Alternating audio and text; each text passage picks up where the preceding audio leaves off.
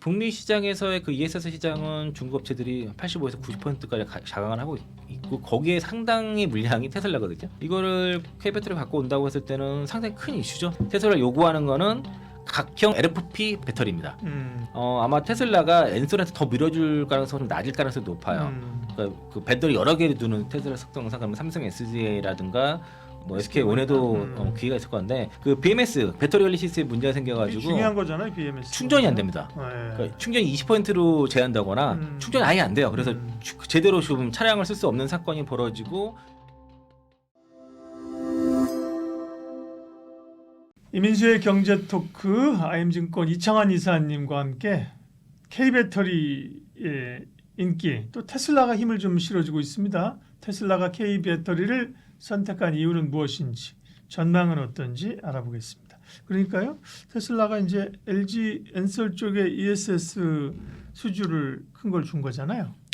일단 먼저 전에 한번 말씀드렸던 네. 내용 중에 하나가 그 중국에 출시되는 테슬라 모델 Y에 또 모델 3 모델도 있고 거기 그 테슬라가 이제 CATL LF 배터리 쓰지 않고 그 엔솔의 NCM 배터리를 사용하지 않습니까? 이제 그게 이유가 있습니다. 이제 한 3~4년만 해도 리튬 가격이 워낙 높다 보니까 이제 그 중국에서 경제를 하기 위해서는 가격이 좀 중요했습니다. 그래서 싼 LF 배터리를 썼는데 이게 이제 오랫동안 그 중국에서 가격 경쟁을 하다 보니까 중국 업체들이 워낙 너무 가격을 너무 싸게 내놓고 있는 거예요. 그러다 보니까 이제 테슬라가 가격에도 이기지 못하고 그렇다고 똑같은 LF 배터리를 쓴 테슬라를 비싸게 살 이유가 없었던 거죠. 그 전기차는 사실상 배터리가 전부 다인데 그러니까 테슬라만의 그런 브랜드 가치가 떨어졌고 그런 네임밸류를 제대로 얻지 못하는 그런 일들이 벌어져서 테슬라가 중국에서 판매가 돼서 이제 감소하는 그런 일들이 벌어졌는데 이런 것들 다시 프리미엄을 받겠다, 브랜드 가치를 올리겠다는 전략으로 이제 다시 왔다고 볼 수 있겠고요. 그러니까 결과적으로 테슬라가 전기차 시장을 선도하는 기업 중에 하나라고 봤을 때 결국에는 LFP 배터리를 선택을 한 건 일시적이었다는 거죠. 다시 정상적으로 돌아왔다라고 볼 수 있겠고요. 그러면서 이제 테슬라 같은 경우가 이제 전기차 쪽에서는 일단은 그 배터리 3사한테 그 각형 배터리 공급을 요청을 일단 했습니다. 그래서 이제 개발 요청을 해서 네, 그동안 주로 원통형이었던 거죠, 테슬라는. 그 중국 CATL부터는 이제 네. 받은 다 각형으로 받았습니다. 그리고 그 자체적으로 했던 건 원통형으로 받았죠. 파나소닉부터 해서 다 원통형으로 받았고 그리고 뭐 엔솔에서도 원통형을 받았습니다. 네. 근데 이제 미국 거는 거의 다 이제 파나소닉에서 받았고요. 네. 중국 거는 그 CATL의 각형을 받았고 그리고 그 유럽으로 가는 게 이제 엔솔 원통형 배터리 이렇게 들어갔는데 어쨌든 미국 정부가 배터리 공급망에서 중국을 배제하려는 움직임이 나타나다 보니까 그 대안을 어쨌든 한국 업체들한테 찾으려고 해서 일단 각사한테 다 요청을 했다 그럽니다. 그래서 이제 일단은 그 각형 배터리가 채택하는 이유는 전체적으로 최근에 많이 그런 뭐 GM이라든가 뭐 폭스바겐 볼보도 지금 각형 배터리 도입을 많이 지금 그 공식화하고 비중을 늘리는 추세인데 이게 뭐 그냥 봤을 때 외관이 안전해 보이지 않습니까? 그 장점이 높은 안정성이라고 하는데 이게 이제 외부 충격, 그러니까 그 캔이 있기 때문에 알루미늄 캔이 있기 때문에 외부 충격이 강하다 정도인데 사실은 이게 완전하게 안전성이 높다라고 하기는 사실 어려운 게 있는데 그렇게 인식을 하고 있습니다, 사실은요.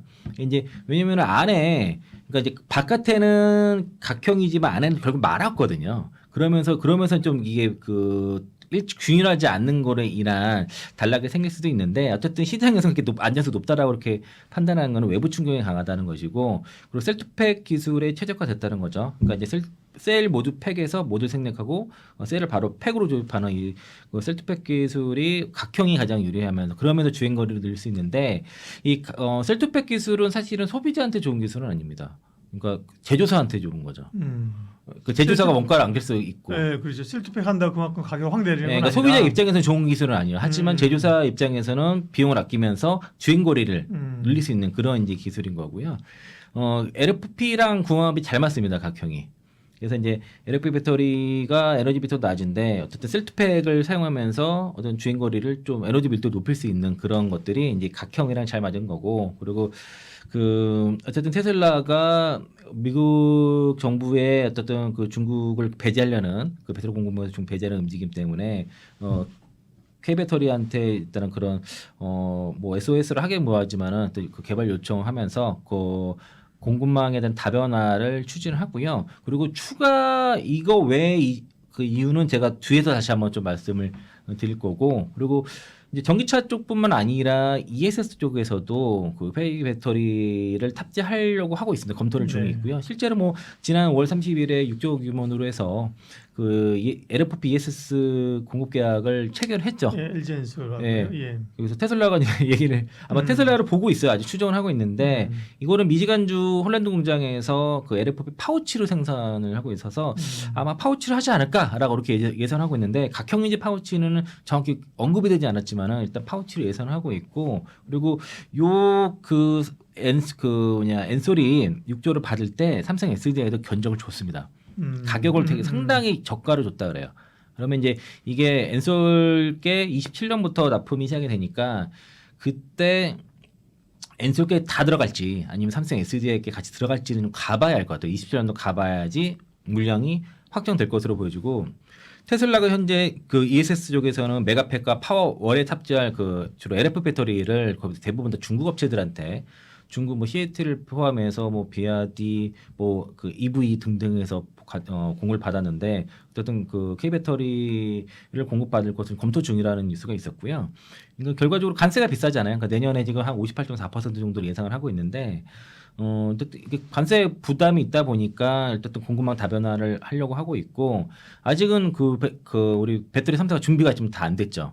그러다 보니까 시간은 필요하지만 LG 에너지솔루션, 삼성 SDI, SK 모두 어쨌든 그 테슬라의 ESS 배터리 수주를 위해서 경쟁에 들어갔습니다. 그리고 주로 이제 테슬라 요구하는 거는 각형 LFP 배터리입니다.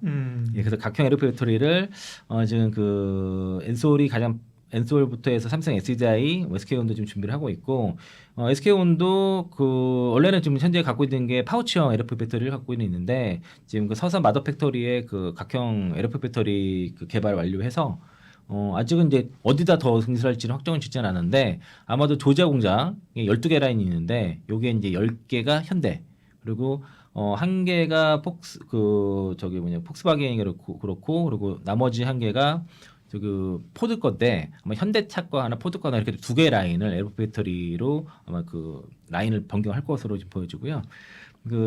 어쨌든 그 LFP와 각형 배터리를 지금 빠르게 좀 준비를 해야 되고, 엔솔 같은 경우도 지금은 이제 파우치 배터리 LFP 파우치를 하고 있지만은 이제 그 내년에 증설하는 그 확장, 내년까지 30기가와트 정도 준비를 하는데 거기는 각형으로 좀 준비를 하려고 하고 있고, 삼성 SDI도 울산에 그 LFP 배터리 마더 팩토리를 구축을 했습니다. 그래서 지금 세일 검증을 하고 있는 상태고, 그리고 현재는 그 올해까지는 그 스타에너지의 8기가와트시를 이제 ESS용으로 그 NCA입니다. 그건 다만. 근데 LFP용으로는 내년에 스텔란티스와의 합작 법인에서 한 12기가와트시 정도를 이제 그 LFP 배터리 ESS용으로 할 것이고요. 이제 LG 에너지솔루션이 1차 수주를 했지 않습니까? 그럼 2차 수주에는 아마 테슬라가 엔솔한테 더 밀어줄 가능성은 좀 낮을 가능성이 높아요. 그러니까 그 배터리 여러 개를 두는 테슬라 석정상, 그러면 삼성 SDI라든가 그 뭐 SK온에도 기회가 있을 건데 아마도 각형이 강한 게 삼성 SDI라서 LFP 배터리만 잘 생산해낸다고 하면은 삼성 SDI 가능성은 상당히 높고, 이미 그러니까 LFP가 아니더라도 NCA라도 가격을 줬는데 그게 상당히 그냥 경쟁력이 있는 가격을 줬다 그래서 아마 27년도에는 삼성 SDI가 테슬라 쪽으로도 들어갈 가능성이 좀 있다. 전기차보다는 아마 ESS용이 될 것 같다라고 좀 볼 수 있어서 현재 국내 배터 3사 모두 테슬라 지금 물밑 협상 중에 있다고 그렇게 알려졌습니다. 네. 그래서 이제 그 중국 배제 효과로 인해서 우리가 이제 그 테슬라의 공급망에 들어갈 수 있을지가 좀 기초가 주목이 되고요. 미국 북미 시장에서의 그 ESS 시장은 중국 업체들이 85에서 90%까지 자강을 하고 있고 거기에 상당히 물량이 테슬라거든요. 근데 이거를 K배터리 갖고 온다고 했을 때는 상당히 큰 이슈죠, 사실은요. 그렇죠. 이제 미국 정부가 그거를 이제 차단하겠다고 하면 그렇죠. 네. 국내 업체들이, 그러니까 말씀하신 것처럼 테슬라의 ESS 쪽은 주로 이제 LG 엔솔하고만 관련되는 걸로 알았는데 그게 아니라 3사다. 네, 맞습니다. 관심이 있고 각형 쪽으로 해서 지금 요청을 하고 있다는 거고요. 특별히 그 부분은 뭐 삼성 SDI가 또 최근에 많이 부각이 되더라고요. 네, 그러니까 삼성 SDI가 뭐 삼성과 테슬라 간의 이제 그 칩 반도체 칩 것 때문에 그러니까, SDI가 혹시 그 뭐 배터리도 가지 않을까라는 있을 수 있고 삼성 SDI는 주가 반등했던 이유가 가장 컸던 거는 이런 그 어떤 그 ESS라 이런 그런 모멘텀보다도 삼성 디스플레이 지분 매각 가능성 때문이었습니다. 삼성 디스플레이 지분이 대략 20% 정도가 있는데 이게 이제 그 미래에셋에서 삼성 SDI 지분을 매각할 수 있는 지분으로 취급을 했습니다. 그러면서 목표가를 올렸거든요. 그러니까 매각할 수 없는 거는 지분 할인율을 뭐 70% 80% 이렇게 주는데 매각할 수 있는 지분은 할인율을 한 50%로 계산을 해서 목표가를 이렇게 상향을 해버렸습니다. 그러니까 LG에너지솔루션도 아마 LG화학이 지분을 매각할 가능성이 상당히 높습니다. 그래서 LG화학이나 LG엔솔도 그런 관점에서 볼 필요가 있고 삼성 SDI도 지금 그 어쨌든 셀팩과 열 전이 방지 기술을 좀 개발해서 그 각형 배터리, 그 ESS용으로 각형 배터리도 지금 개발을 박차를 가고 있고 그리고 엔솔은 사실 파우치는 강점이 있지만 각형에는 그게 기술력이 있지는 않았어요. 근데 지금 GM이랑 현재 각형 공동 개발해서 여기는 그 LMR 망간 리티 형태로 가는데 지금 그 각형으로도 하려고 해서 업체들을 장비 업체들 많이 만나고 하는데 이 각형은 국내에서 밸류체인은 삼성이 다 잡고 있어요. 삼성 SD가 다 잡고 있어서 할 수 있는 데가 많지는 않지만 어쨌든 억지로 어쨌든 그 밸류체인을 맞추고 있고 그리고 그래서 일단은 현재는 기존의 EV 라인을 ESS로 전환하는 형태로 해서 좀 그걸 준비를 하고 있고 각형 배터리도 좀 하려고 열심히 그 개발하고 있는데 이게 삼성 그 LG에너지솔루션이 각형을 제대로 못할 경우에는 SDI한테 기회가 있을 가능성이 또 높아지는 것이고요. 네. 삼성 그 SK온도 지금 각형 개발을 완료를 했습니다. 그러니까 개발을 완료하는 것과 양산은 완전 다른 얘기예요. 왜냐면은 개발은 다 할 수 있어요. 하지만 그렇죠. 양산은 돈이 많이 들어갑니다. 수율도 맞춰야 되고. 네, 그러니까 그게 자금이 많이 들어가는데 SK온이 돈이 없잖아요. 그러니까 이제 양산으로 했을지는 이건 좀 다른 문제라는 거죠. 그래서 선제적으로 수주를 받아야지 할 수 있고 그리고 SK온도 그래서 지금 최근에 고객사들 협상해서 뭐 조만간에 수천억 규모의 수주가 나올 거다라고 하고 있고 그 기대를 하고 있거든요. 그러니까 수주를 받게 되면은 이제 라인을 본격적으로 전환될 거서 그래서 이제 이 그 테슬라를 비롯한 글로벌 업체들한테 각 배터리 3사가 지금 추가 수주가 나오는지 여부도 2차 전지섹터의 반등의 어떤 트리거가 될 수도 있겠다라고 네. 좀 볼 수 있겠고요. 2차 전지 관련해서 이제 테슬라 쪽 모멘텀으로 이제 많이 얘기하고 있는데 테슬라 전기차가 사실은 뭐 중국에서도 그렇고 미국도 그렇고 이제 판매가 부진하잖아요. 뭐 네. 전기차 전체에 대한 수요도 있겠지만 테슬라 자체의 어떤 매력이라든지 신차라든지 뭐 이런 것들도 좀 딸리는데 BMS 관련해서 오류 뭐 이런 문제도 있습니까? 네, 이게 이제 그 최근에 최근에 이제 인터넷 그 자동차 유튜버 쪽에서 엄청나게 많이 이슈가 된 이슈고요. 이게 지금도 그러니까 이게 섣불리 막 못하라고 딱 얘기를 못하는 이유가 원인 계속 나오고 있어요. 그래서 이제 사실관계가 새로운 내용들이 많이 나오는데 큰 이슈가 뭐냐면 그 21년식 테슬라 모델 3와 Y 차량에 그 BMS A079 오류가 뜨게 되면은 이게 그 뜨는 순간 그 BMS 그러니까 그 배터리 관리 시스템에 문제가 생겨가지고 중요한 거잖아요, BMS. 충전이 안 됩니다. 네. 그러니까 충전이 20%로 제한되거나 충전이 아예 안 돼요. 그래서 제대로 좀 차량을 쓸 수 없는 사건이 벌어지고 그 이제 문제는 여기 어쨌든 그 BMS는 전체 그 자동 전기차에서 두뇌 같은 역할을 하고 있거든요. 얘가 전체 그 차량에 대한 배터리에 대한 셀 전압이라든가 전류 온도를 다 측정해서 과충전 과방지 다 방지하고 셀의 균형을 맞춰주는 역할을 하게 되는데 아마도 지금 일단은 그 셀 이상일지 아니면 그 BSA 설계 결함이 원인일지가 좀 찾아와야 되는데 현재로서는 셀 결함보다는 거기 파나소닉 셀에 주로 많이 발생을 한단 말이에요. 근데 셀 결함보다는 그 BSA 설계 결함 원인이 클 것으로 지금 예상하고 있습니다. 그래서 일단은 현재까지 이거를 해결할 방법은 배터리를 밖으로밖에 없습니다. 교환한 방법이 없습니다. 그리고 일단은 그 BMS A079 오류가 딱 뜨는 순간 어떤 차량은 충전량이 20% 이하로 제한되거나 충전이 아예 안 돼서 운행 어려워지는데 그 테슬라의 그 보증 기간이 거리가 16만 킬로예요. 그러면 정해진 16만 킬로 하고선 못 하게 되는 수가 생기는 거죠. 네. 이건 너무 황당한 일이고 그리고 테슬라가 어떻게 조치를 취했냐면은 무상 보증 차량에 대해서 새 배터리가 아닌 그 재생 배터리, 리만 배터리를 교체해 줬는데 그런 재생 배터리로 해도 동일한 오류가 여러 차례 발생을 했다는 겁니다. 근데 문제는 이거 리콜 조치를 안 해주고 리콜 조치를 한다는 거는 평생 이걸 책임진다는 거거든요. 설계 결함을 인정해서 평생 책임을 져야 되는데 지금 그걸 안 하고 있습니다. 그러면은 이제 그 테슬라 차량을 산 사람들이 보증 기간이 8년 또는 16만 킬로, 한 19만 2천 킬로 정도 되는데 이게 지나버리면 교체 비용만 한 3천만 원 달한다는 거죠. 2,700, 3,400만 원이니까. 그러면은 16만 타고서 내가 3천만 원 내고서 배터리 교체해야 되나 이거죠. 너무나 황당한 일이에요. 그 현대 아이오닉 5 66만 그 탄 그 사례에 나왔거든요.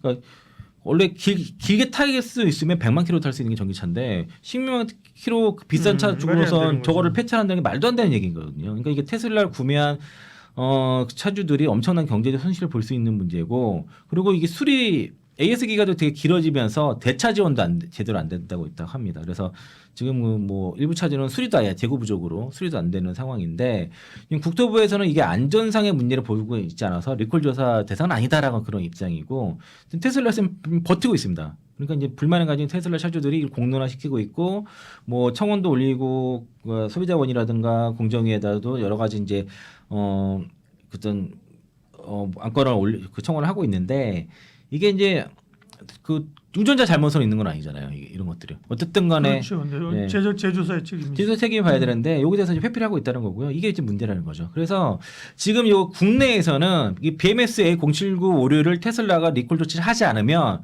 테슬라 차량 사면 안 됩니다. 그 불매 운동하셔야 돼요, 이거는요. 그리고 이게 왜 제가 BSA 오류라고 지금 생각을 하는 이유 중에 뭐냐면, 그 2170 배터리가 그 테슬라 그 배터리 팩에 들어가는 게 한 4,400개 정도 들어가거든요, 보통 평균이. 그러면은 이거를 용접을 하게 되면은 와이어링을 용접하게 되면은 한 4번 정도 하게 돼요. 그러면은 4,400 곱하기 4면은 17,600번이잖아요. 그 중에 하나 오류가 떨어지고 단락이 생겨버리면은 서서히 배터리 수명이 갉아먹는 지금 당장은 안 나타나더라도 이게 직렬과 병렬 연결돼가지고 하나가 이상이 생겨도 당장은 이상이 없게 나와요. 근데 이게 시간이 지나면 쌓인다는 거죠. 그러면서 그 BMSA 079 에러가 뜰 수 있는 문제이기 때문에, 근데 이게 지금 해결이 잘 안 되고 있습니다. 근데 그래서 이게 이제 고질적으로 원통형 배터리로 쓰게 되면은 이런 문제에서 피할 수가 없기 때문에, 아마도 그래서 이제 그 2170에서 4680으로 가려고 하는데 4680도 만들기가 어렵단 말이에요. 그럼 결국에는 테슬라가 향후에는 전기적으로 앞서 말씀드린 것처럼 그 각형으로 가든지 뭐 파우치를 도입하든지 좀 더 그렇게 셀이 큰 거 네. 그쪽으로 가야 된다는 거죠. 당장 근데 바꾸기에는 뭐 굉장히 좀 어렵기 때문에 장기적으로는 아마도 이제 그 각형으로 테슬라가 좀 폼팩터에 대한 변화가 있을 수 예. 있겠다라고 보고, 그거를 할 수 있는 거는 뭐 이렇게 해외 배터리 생산가 되지 않겠냐라고 좀 그러니까요. 보고 있습니다. 그러니까 테슬라가 이제 BMS 오류 나오는 게 우리 업체들에게는 뭐 호재냐 긍정, 이게 단편적으로 하기는 어렵고 전체적으로 그렇죠. 이 전기차에 대한 어떤 신뢰를 떨어뜨릴 수 있는 문제잖아요, 그죠? 네. 네, 문제인데 그런 가운데 또 이제 우리 업체들이 기회가 있을 수 있는 거고요. 또 독일 공장에서 테슬라가 또 화재도 있었어요. 네, 그러니까 유럽의 생산 거점이 독일 기가팩토리인데 여기서 네. 화재가 났습니다. 그래서 음. 모델 Y 생산 차질이 예상이 좀 됐고, 여기에 대해서 테슬라가 쉬쉬하고 있습니다. 공식적인 네. 답변을 안 하는데 8월 18일에 그 독일의 그 기가팩토리에서 이제 팩토리 팩 생산 라인에서 이제 불이 나가지고 일부 라인이 멈췄다 그럽니다. 그리고 이제 공장 부지 일부도 통제되고 직원도 대피하고 그랬는데, 아마 모델 Y를 주로 생산하는 공장이었기 때문에 이게 좀 차질이 있지 않겠냐 그런 생각이 들고, 그 배터리 생산이 어쨌든 화재가 났기 때문에 라인 정상화가 좀 시간이 걸린단 말이죠. 그러면 이제 가뜩이나 이제 유럽 판매가 좀 부진했던 테슬라 입장에서는 공급 차질이 좀 생길 수 있어서, 그래서 요거는 좀 우리한테 안 좋은 이슈입니다. 이거는 그 엔솔한테 안 좋은 이슈죠. 요게 좀 있고, 어쨌든 독일 기가팩토리가 좀 순환이 많았어요. 거기 시위도 많이 하고 데모도 많이 하고, 공장 그 성장탑 방화 사건도 해서 한동안 멈추기도 하고 우여곡절 많은 데인데, 이번에 좀 그런 이슈가 나왔고, 테슬라가 유럽 쪽에서 올해 상반기에만 전년 동기 대비해서 33% 판매가 감소를 했고, 독일에서만 58% 감소했거든요. 7월 달에도 유럽에서 안 좋았어요. 그래서 이제 뭐 비아디아와 뭐 판매량을 뭐 비아디가 또 앞섰다 이런 이슈도 있는데, 근데 비아디는 이번에 실적 발표했는데 그 순이익이 30% 급감을 했거든요. 그래서 이게 좀 약간 뭔가 좀 숨기는 게 있지 않냐 뭐 그런 의심을 좀 요게 아이브에서 하고 있는데, 비아디의 판매량은 완전히 믿기는 어려운 게 수송도 운송 중인 것도 다 판매량을 잡고 있어서 한 15% 정도는 빼야 돼요, 사실은요. 그렇죠. 어쨌든 테슬라가 현재 고전하는 입장에서 이 그 배터리 생산하는 부분에 있어서 뭐 계속 문제가 생긴다고 했을 때는 테슬라도 이제 자꾸 그 문제가 생길 때는 바꿔줄 필요가 있고, 그리고 원통형 배터리 자체가 원래 전기차에 격합하지는 않거든요. 아까 말씀드린 것처럼 셀이 너무 많아요. 거기에서 한 개라도 문제가 불량이 생겼을 때, 그러니까 불량률이 1%, 그 1%만 돼도 셀 개수가 많아지거든요. 그러니까 이제 그런 문제를 그 동안은 계속 업그레이드 하면서 이게 덮어왔는데, 그러니까 그 해결해 왔는데, 어느 정도 이제 테슬라도 좀 한계 좀 있지 않겠냐. 그리고 대표적으로 지금 테슬라 그 사이버 트럭 같은 경우도 지금 잘 안 팔리는 이유가 차가 자체가 문제가 있습니다. 차가 자체가 너무 커요. 그리고 스테인레스 강을 자동차 업체들이 안 쓰는 이유가 있습니다. 그게 변형이 어려워요. 그러니까 이제 구부릴 수 없다 보니까 네. 차가 그냥 밋밋하게 그렇게밖에 나올 수가 없는 거예요. 그러니까 그걸로는 네. 그런 식으로밖에 차가 안 나와요. 그리고 단락도 심해요. 단차가 심하고 그래서 100만 대 예약했다는데 올해 23년도 11월만 첫 인도해가지고 최근까지 5만 2천 대 팔렸다는 거잖아요. 그 우리나라에 지금 오는 데 1억 6천만 원에 지금 들어온다고 하는데 그거 누가 사겠습니까? 뭐 인플루언서나 좀 뭐 어떤 사겠지만 그렇죠. 실수요는 뭐 예, 지금 미국에서 재고만 1만 대 정도 쌓였다는데요. 거기에 이제 4680 배터리가 들어가는데 그러니까 원래는 이론적으로는 170보다 4680이 성능이 뭐 어쨌든 4배가 더 좋아야 되는데 그렇게 안 나오거든요. 이제 4680 그러니까 원통형은 2170의 한계예요. 4680으로 지금 하려는 게 테슬라가 사실상 이게 수율도 안 나오고 생산량도 안 나오고 해서 실패라서 아마 4680이 대표적인 폼팩터가 되기에는 좀 앞으로 어려울 것으로 보여지고요. 그럼 결국에는 170으로 계속 갈 수 없다고 하면은 각형이든 파우치든 지금 어쨌든 그쪽으로 가는 게 대표적인 전 사이버 트럭의 약간 실패를 보면서 4680이 그 대표적인 폼팩터가 되게 어렵겠구나. 그리고 저런 형태의 테슬라의 그 사이버 트럭은 이거는 처음부터 그러니까 좀 잘 아는 자동차 뭐 유튜버들은 이걸 실패를 이미 예상을 하더라고요. 그리고 이제 픽업 트럭도 이게 애매하죠. 뒤에 짐도 제대로 이렇게 많이 실 수 없고 차도 크고 하니까 좀 어디에도 주요 타겟팅이 맞지 않는 그런 건데 우리나라 와서도 뭐 누가 살지 모르겠습니다만은 상당히 좀 판매 부진의 시대일 가능성이 높다라고 좀 보고 있습니다. 테슬라 얘기했습니까? 테슬라가 한국 기업들하고 손을 잡으려고 하는 거는 2차 전지에겐 좋은 거고요, 그죠? 그렇죠. 네, 테슬라가 좀 여러 면에서 헤매고 있다는 건 국내 2차 전지 업체에게는 사실 같이 부담스러운 요인이고, 그죠? 테슬라가 잘 돼야 우리가 판매하는 맞습니다. 거고, 네. 그렇죠?